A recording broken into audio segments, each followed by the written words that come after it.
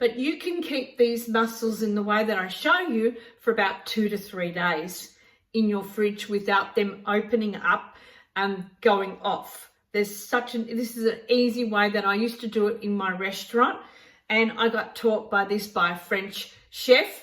And when I went to Paris, I did a cooking class in Paris for a couple of days, and I went to a school in Paris and I learnt how to look after the mussels and preserve the mussels.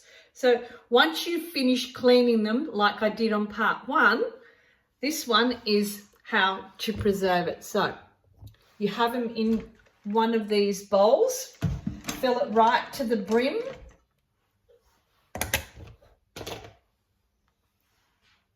A sprinkle of flour.